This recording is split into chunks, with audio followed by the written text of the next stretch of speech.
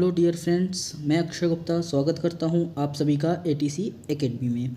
जैसा कि आपको पता है, हमारी साइंस की सीटेट पेपर 2 की रेगुलर क्लासेस चल रही हैं, जिसमें मैं आपको रेगुलर हर एक चैप्टर के प्रीवियस ईयर के 2011 से 2021-22 तक ऑनलाइन और ऑफलाइन जितने भी क्वेश्चन आए सब आपको कराता रहूँ। अगर आप इन क्वेश्चंस को कर लेते हैं तो आप ये मान के चलिए आपको 50 से 60% क्वेश्चंस बन जाएंगे सीटेट एग्ज़ाम में। तो ये चैनल आपके लिए बहुत ही आईएमपी हो सकता है भविष्य के लिए भी, क्योंकि इसमें भी हमारी साइंस चल रही है। हम आपको इससे जैसे ही इसके 2-3 चैप्टर बचे हुए हैं और 10-11 चैप्टर हैं, उसके बाद मैं आपको बाकी सब्जेक्ट की पेडोलॉजी और सब्जेक्ट्स कराने वाला हूँ। तो मेरे चैनल को लाइक और सब्सक्राइब ज़रूर कर दीजिएगा, ठीक है। जैसे कि आप देख रहे हैं कि आज हमारा 8 नंबर का चैप्टर है क्या, प्राकृतिक संसाधन, जिसको हम कहते हैं नेचुरल रिसोर्सेज। इससे अगर हम देखें, अगर इसकी बात करें तो सीटेट में विगत वर्षों में प्रश्नों का अवलोकन करने का पश्चात यह विदित होता है कि इस अध्याय से प्रत्येक वर्ष 1 से 2 प्रश्न पूछे जा रहे हैं। पूछे गए प्रश्न मुख्य रूप से प्राकृतिक संसाधन, वायु प्रदूषण, जल प्रदूषण, मृदा प्रदूषण और जैव विविधता आदि से संबंधित हैं। इससे रिलेटेड आपको जितने भी क्वेश्चन हैं मैं आपको प्रीवियस ईयर के कराने वाला हूँ, ठीक है। देखिए, अगर आप मिक्स क्वेश्चन करते हैं तो आप कंफ्यूज हो सकते हैं। मेरे चैनल में आपको चैप्टर वाइज हर एक क्वेश्चन मिल रहा है। इसके आगे 2-3 चैप्टर्स और बचे हैं तो अपन उसको भी एक आध दिन के अंदर कंप्लीट कर लेंगे, ठीक है। तो मेरे चैनल को लाइक और सब्सक्राइब मत भूलिएगा। चलिए चलते हैं अपन क्वेश्चन की तरफ, क्या कहते हैं क्वेश्चंस। तो देखते हैं हम प्रीवियस ईयर में आपके कौन कौन से क्वेश्चन पूछे गए थे। तो जैसा कि आप देख पा रहे हैं, ये क्वेश्चन आपका सीटेट जून 2011 में पूछा गया था। 2011 के एग्जाम में आया था क्या, हरित ग्रह प्रवाह, जिसको हम ग्रीन हाउस इफेक्ट कहते हैं, जिससे वायुमंडलीय तापमान बढ़ रहा है, इसका मुख्य कारण क्या है। Nitrogen, carbon dioxide, sulphur, oxygen. तो इसका मुख्य कारण क्या है, कार्बन डाइऑक्साइड, जिसके कारण वायुमंडलीय तापमान बढ़ रहा है। देखते हैं नेक्स्ट क्वेश्चन। नेक्स्ट क्वेश्चन आया सीटेट आपका जून 2012 में, ठीक है। तो ये क्या बोल रहा है, जब सीएनजी या एलपीजी का पूर्ण दहन होता है तो उसमें उत्पाद के रूप में बनता है। अब जब पूर्ण दहन हो गया तो इसमें उत्पाद क्या बनता है, तो इसमें उत्पाद बनता है कार्बन डाइऑक्साइड और जल, कार्बन डाइऑक्साइड, सल्फर डाइऑक्साइड, जल, केवल कार्बन डाइऑक्साइड, कार्बन मोनोऑक्साइड और जल। तो इसका सही आंसर आपका कार्बन डाइऑक्साइड और जल बनता है। जब सीएनजी और एलपीजी का पूर्ण दहन होता है तब ये उत्पाद के रूप में प्राप्त होता है। देखते हैं नेक्स्ट क्वेश्चन, जो आपका है सीटेट मई 2012 में। यह है आपका क्या, सीटेट मई 2012 में आया हुआ है। क्या है क्वेश्चन, जैवमंडल आरक्षित क्षेत्र खालिस्तान का संचारण करता है। अब जैवमंडल का जो आरक्षित क्षेत्र है वो खालिस्तान का संचालन करता है। वन्य जीव का, परंपरागत आदिवासी जीवन का, वन संरक्षण का, उपरोक्त सभी। तो अगर हम जैवमंडल की बात करें तो जैवमंडल के अंदर जो आरक्षित क्षेत्र वो सब आ जाता है। उसके अंदर वन्य जीव भी आते हैं, हमारे वन संसाधन भी आते हैं और परंपरागत आदिवासी जीवन भी आता है। जो आदिवासी वहाँ रहते हैं उनकी भी हेल्प मिलती है। तो इसका आंसर क्या है, उपरोक्त सभी। तो इसका आंसर क्या है आपका, उपरोक्त सभी। देखते हैं नेक्स्ट क्वेश्चन। नेक्स्ट आपसे पूछ रहा है, प्लीज़ वीडियो को लाइक और चैनल को सब्सक्राइब जरूर कर दीजिएगा स्टूडेंट्स और मेरे फ्रेंड्स। सीटेट मई 2012 में आया है क्या, भूतापी ऊर्जा एक वैकल्पिक ऊर्जा स्रोत है। इस ऊर्जा के लिए सर्वाधिक संभव्य क्षेत्र वे हैं। कौन कौन से क्षेत्र हैं, यह तापी विद्युत संयंत्र है, यह भूपर्पटी तप्त स्थलों के ऊपर होता है, जो तटीय क्षेत्रों के निकट होता है, जहाँ कोयले की खदान होती है। तो इसका सही आंसर क्या, जो भूपर्पटी तप्त स्थलों के ऊपर है, ठीक है। उसका क्या कहते हैं, भूतापी ऊर्जा एक वैकल्पिक ऊर्जा स्रोत होता है, ठीक है। अब देखते हैं नेक्स्ट क्वेश्चन। नेक्स्ट क्वेश्चन आपका आया, जैसे कि आप देख सकते हैं सीटेट मई 2012 में। अब ये 2012 में आया हुआ है। क्या पूछा था, इसमें पूछा था आपको निम्नलिखित में से कौन सा जीवाश्म ईंधन है। अब इसे जीवाश्म ईंधन बताना है। तो क्या देखते हैं, इसके ऑप्शन से आपके क्या, सीएनजी, जिसको हम क्या कहते हैं, कैम्पेक्स्ड नेचुरल गैस, ठीक है। अब देखो जीवाश्म में बात कर रहा है, जीवाश्म मतलब नेचुरल गैस ही कहलाएगी एक प्रकार से, ठीक है। इसमें क्या है, लिक्विड हाइड्रोजन, जिसको HL कहते हैं, LH कहते हैं, ठीक है। पॉली एथिल टेरेथलेट, जिसको PET कहते हैं। लो डेंसिटी प्रोपेन, इसको LDP कहते हैं। तो हम जैसा कि आपको पता है जीवाश्म बोल रहा है, जीवाश्म की जब भी बात है तो CNG, जिसको हम कंप्रेस्ड नेचुरल गैस कहते हैं। ओके, देखते हैं नेक्स्ट क्वेश्चन क्या बोलता है। नेक्स्ट क्वेश्चन में आपसे पूछा गया, जो सीटेट नवंबर 2012 में आया हुआ है, क्या वायुमंडल में उपस्थित गैसें जो पौधाघर प्रवाह का कारण है। पौधाघर प्रवाह मतलब ग्रीन हाउस प्रवाह का कारण है। मीथेन, जलवाष्प, carbon dioxide, oxygen, nitrogen, carbon dioxide, sulphur dioxide और मीथेन, नाइट्रस ऑक्साइड, ऑक्सीजन, जलवाष्प। तो इसका सही आंसर आपका जो इसमें यूज़ होती है वो होती है मीथेन, जलवाष्प और कार्बन डाइऑक्साइड जो वायुमंडल में उपस्थित गैस होती हैं जो ग्रीन हाउस प्रभाव का कारण बनती हैं। देखते हैं नेक्स्ट क्वेश्चन। नेक्स्ट आया आपका सीटेट नवंबर 2012 में स्टूडेंट्स और मेरे फ्रेंड्स। देखिए क्या बोल रहा है ये, वनों के संरक्षण के लिए एक सफल कार्यनीति आवश्यक है, इस कार्यनीति में शामिल होना चाहिए। ठीक है, तो क्या है अपने पास ऑप्शंस, उपभोक्ता का बचाव, उच्चतम पोषी स्तर के जंतुओं अर्थात सीड्स के मांसाहारियों का बचाव क्योंकि वे शाकाहारी पर सीधे निर्भर रहते हैं, वनों के सभी भौतिक तथा जैविक घटकों के संरक्षण के व्यापक कार्यक्रम और शाकाहारी बचाव। तो देखिए ये तो तीनों गलत बात हैं, उपभोक्ता का बचाव और उच्चतम पोषी स्तर में जंतुओं का, ठीक है, और ये शाकाहारी का बचाव। सबसे सही आंसर इसमें क्या लग रहा है, वनों के सभी भौतिक और जैविक घटकों के संरक्षण के लिए व्यापक कार्यक्रम। इससे अपने आप क्या हो जाएगी, वनों के संरक्षण की बात कही जाएगी। ठीक है, देखते हैं नेक्स्ट क्वेश्चन। नेक्स्ट है आपको हमेशा पॉजिटिव बात पे ध्यान देना है। ठीक है, चाहे वो इस पे हो, मेन हो, चाहे वो आपकी CDP हो, ठीक है, और चाहे आपके क्या है पेडोलॉजी हो। आपको सच में अगर आपकी जैसे CDP की बात चलती है तो उसमें अपन को बच्चे के हित के बारे में सोचना है। ठीक है, अपन को स्टूडेंट्स को सेंटर मतलब चाइल्ड को सेंटर में रखना है और बात जो कही गई है उन पर निरीक्षण करना है। जैसे अपना नेक्स्ट क्वेश्चन पूछा गया, क्या उर्वरकों में उपलब्ध फसलों के लिए पोषक है। क्या क्या है उर्वरकों में उपलब्ध फसलों के लिए पोषक, nitrogen, phosphorus, iron, nitrogen, sodium, potassium, nitrogen, potassium, iron, nitrogen, phosphorus और पोटेशियम। इसका सही आंसर आपका क्या, नाइट्रोजन, फास्फोरस और पोटेशियम। ठीक है, ये आपका 4th नंबर का सही आंसर। यह आया था आपका नवंबर 2012 में। देख रहे हैं स्टूडेंट्स, आपको मैं जितने क्वेश्चन करा रहा हूँ सब कभी ना कभी आए हुए हैं। प्लीज़ मेरे चैनल को लाइक और सब्सक्राइब ज़रूर कर दीजिएगा। ठीक है, जिससे आपको आगे आने वाली वीडियोस भी मिलती रहे और बाकी स्टूडेंट्स के साथ शेयर भी कीजिएगा जो इसकी तैयारी कर रहे हैं। आपको इधर उधर से अगर क्वेश्चंस नहीं मिले प्रीवियस ईयर के तो आपके लिए मेरा वीडियो सफिशिएंट है, इसमें आपको मैं हर क्वेश्चन करा रहा हूँ प्रीवियस ईयर के। अब देखते हैं हम सीटेट जुलाई 2013 में आया हुआ था। क्या आया तो निम्नलिखित में से कौन सा समाप्त होने वाले प्राकृतिक संसाधनों का युगल है। ठीक, अब कौन सा समाप्त होने वाले देखते हैं, कोयला तथा मृदा, पेट्रोलियम तथा जल, खनिज तथा वन्यजीव, प्राकृतिक गैस तथा सूर्य का प्रकाश। तो अब इसमें है खनिज और वन्यजीव, जो संसाधन समाप्त होने वाले प्राकृतिक संसाधनों का युगल माने जाते हैं। कौन कौन से, खनिज और वन्यजीव। देखते हैं नेक्स्ट है सीटेट जुलाई 2013 में क्या पूछा गया है, विशेष क्षेत्रीय स्पीसीज के विषय में नीचे दिए गए कथनों में कौन सा कथन सत्य है। आपके आवास के नष्ट होने का इन पर कोई प्रभाव नहीं पड़ता है, पहली बात।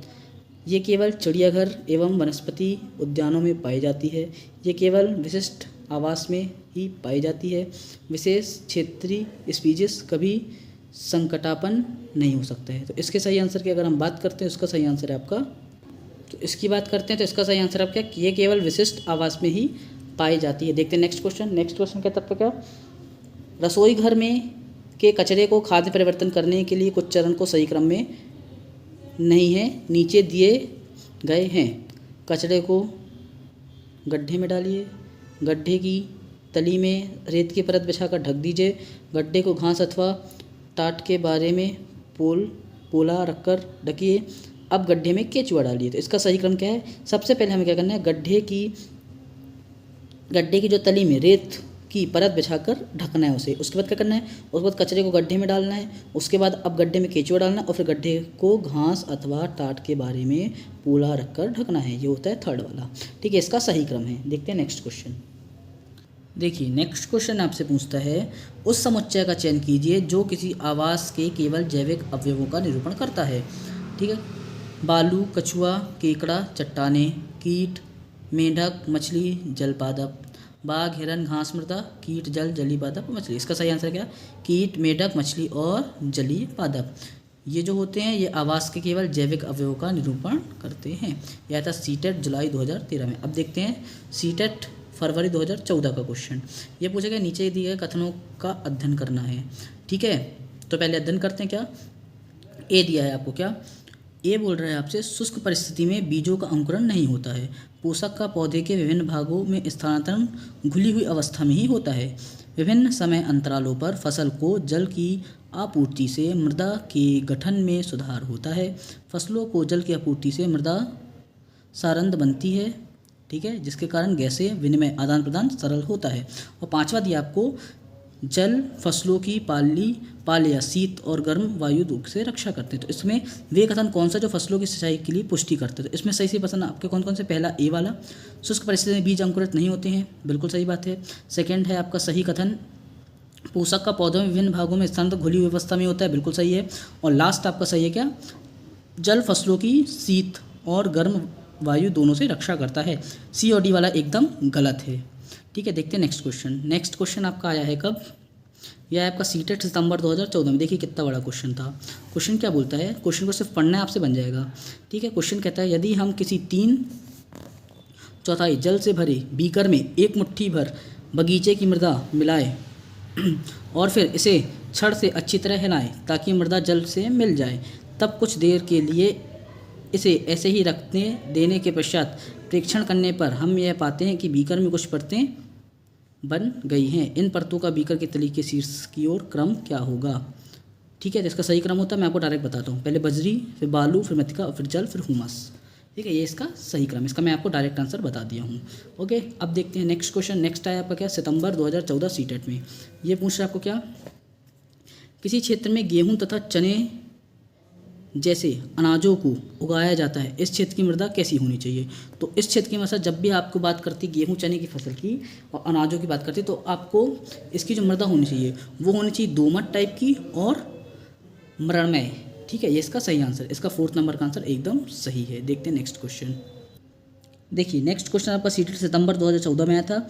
ये पूछ रहा है आपको, सामान्यतः उपयोग में होने वाले निम्नलिखित में से किस ईंधन का ऊष्मीमान अधिकतम होता है।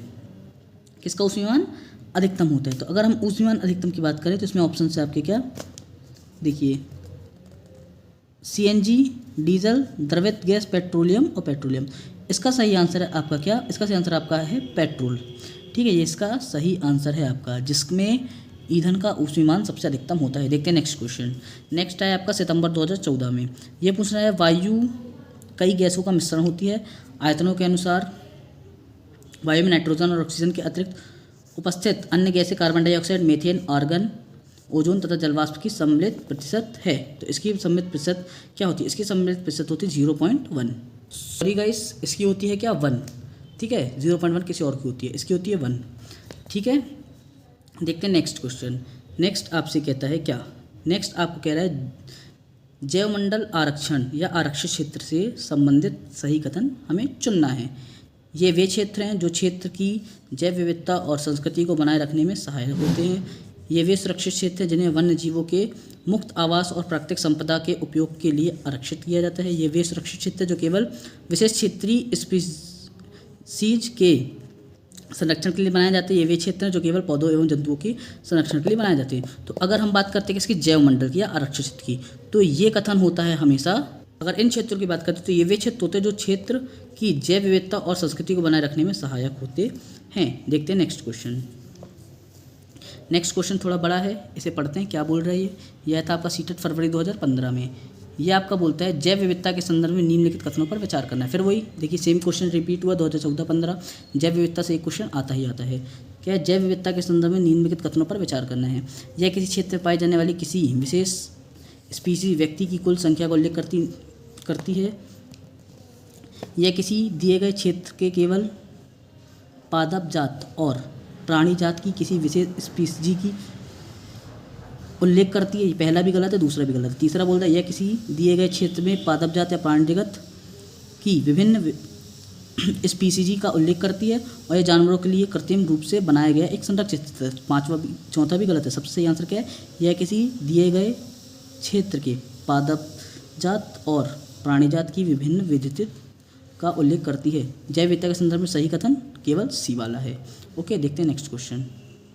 नेक्स्ट आपसे पूछा गया क्या, निम्नलिखित सही कथन में से सही की पहचान करना है।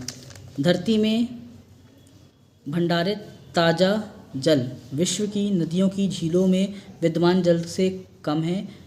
जल की कमी ऐसी समस्या है जिसका समाधान केवल ग्रामीण लोग करते हैं। खेत में सिंचाई के लिए नदियों का जल ही एकमात्र स्रोत है, वर्षा जल का प्रमुख स्रोत है। तो इसके अगर सही आंसर की बात करें तो इसका सही आंसर क्या, वर्षा ही जो होता है वो जल का प्रमुख स्रोत होता है, केवल डी वाला। देखते हैं नेक्स्ट क्वेश्चन। नेक्स्ट आया आपका सीटेट 2016 में। बोल रहा है क्या, कार्बनिक खाद को मृदा में डालने के संदर्भ में सही कथन बताना है।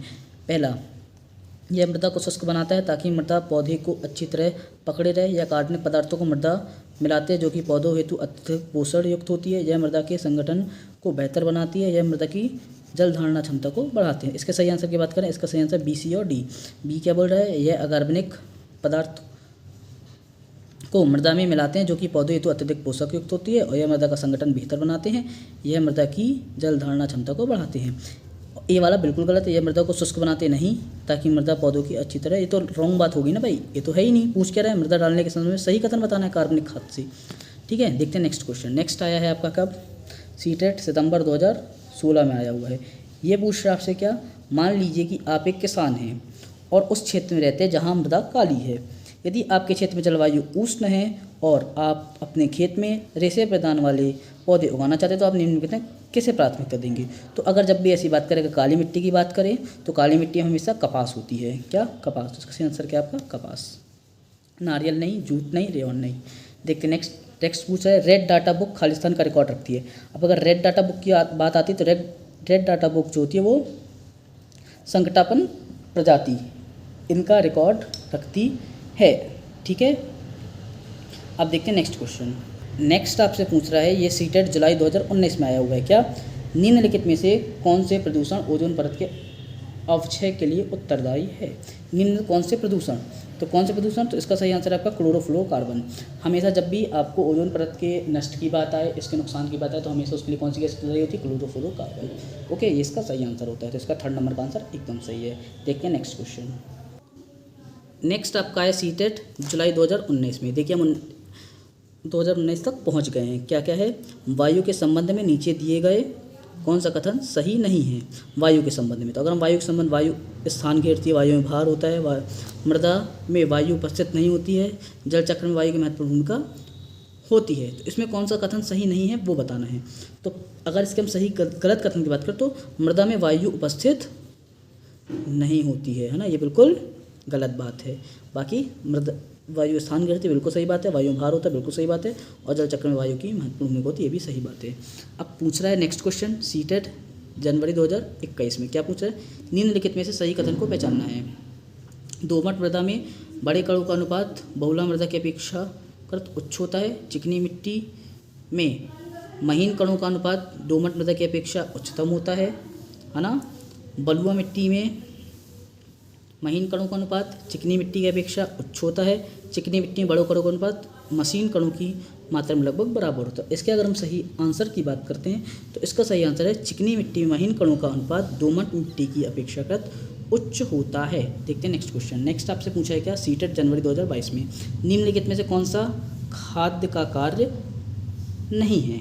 अब कौन सा खाद्य का कार्य नहीं, मृदा के संरचना को सुधारना, मृदा के पोषक तत्वों की आपूर्ति करना, मृदा में बीजों की वृद्धि के लिए पुटिका प्रदान करना, मृदा की जल प्रतिधारक क्षमता को सुधारना। तो अगर इसकी हम बात करें तो इसमें कौन सा कार्य नहीं, तो इसका कार्य मृदा में बीजों की वृद्धि के लिए पुटिका प्रदान करना, ये इसका कार्य नहीं होता है। देखते हैं नेक्स्ट क्वेश्चन। नेक्स्ट आपसे पूछा क्या, मृदा ए की निम्न जलवहन क्षमता और उच्च अंत स्त्रावन दर है। इस मृदा में जैविक पदार्थ का स्तर कम है तथा मृदा बी जलवहन क्षमता उच्च है और अंत स्त्रावन दर निम्न है। इसमें जैविक पदार्थ की मात्रा अधिक है। मृदा सी जो होती है इसमें जलवहन क्षमता, अंत स्त्रावन दर और जैविक पदार्थ की मात्रा मध्यम है। ए और बी सी की पहचान करना है। तो अगर हम इसकी डायरेक्ट सही आंसर की बात करते हैं तो इसका सही आंसर है आपका क्या, ए जो होती है वो रेत होती है, बी चिकनी मिट्टी होती है और सी गाद होती है। देखते हैं नेक्स्ट आपका है सीटेट जनवरी 2022 में। 2022 वाले क्वेश्चन हैं, है ना ये सब। इसके पहले वाले 2022 के थे। निम्नलिखित में से नेक्स्ट क्वेश्चन आपका सीटेट जनवरी 2022 में क्या है, निम्नलिखित में से कौन से विशेष लक्षण पर्वतीय क्षेत्रों के वृक्षों के हैं। तिरछी शाखाएं, सुईनुमा पत्ती, मोम तथा मोटी तना, लंबी गहरी जड़ें। तो इसका सही आंसर की बात करें, इसका सही आंसर है आपका क्या, तिरछी शाखाएं और सुईनुमा पत्तियां, ये इसका सही आंसर है। अब देखते हैं नेक्स्ट क्वेश्चन क्या बोलता है। नेक्स्ट कहता है, कैक्टस में रेगिस्तानी परिस्थितियों में जीवित रहने के लिए अपने आप में कैसे परिवर्तन किए जाते हैं। तो आपने कैक्टस तो देखा ही होगा जिसमें कांटे होते हैं, तो इसमें देखना कौन कौन से परिवर्तन होते हैं। पत्तियां कांटों के रूप में होती हैं, बिल्कुल सही बात है। तना रसादार होता है और पत्ते का कार्य करता है, बिल्कुल सही बात है। तने पर मोटी परत होती है, बिल्कुल सही बात है। जड़ें सतह के समीप होती है, बिल्कुल गलत बात है, जड़ें अंदर तक जाती हैं। तो इसका सही आंसर क्या है, ए बी और सी। देखते हैं नेक्स्ट क्वेश्चन। नेक्स्ट क्या है, नेक्स्ट कहते हैं मछलियों के शरीर की सतह को सूक्ष्म जीव से होने वाले क्षय से किस चीज़ की उपस्थिति से रक्षा करती है? सल्क, श्लेष, झिल्ली या परत, मीन पक्ष या चर्बी? तो इसका सही आंसर है आपका सही आंसर है आपका श्लेष, झिल्ली या परत, सेकेंड वाला। ठीक है, ये आपके रहे सीटेट के अभी तक के ऑल क्वेश्चंस। वीडियो अच्छा लगा तो लाइक और चैनल को सब्सक्राइब कीजिए। हाँ, वीडियो थोड़ा बड़ा था लेकिन इसमें आपके पूरे चैप्टर्स कंप्लीट हुए हैं। ठीक है, इस चैप्टर के ऑल क्वेश्चंस। मिलते हैं नेक्स्ट वीडियो में, तब तक के लिए वीडियो को लाइक और सब्सक्राइब जरूर कीजिए। धन्यवाद।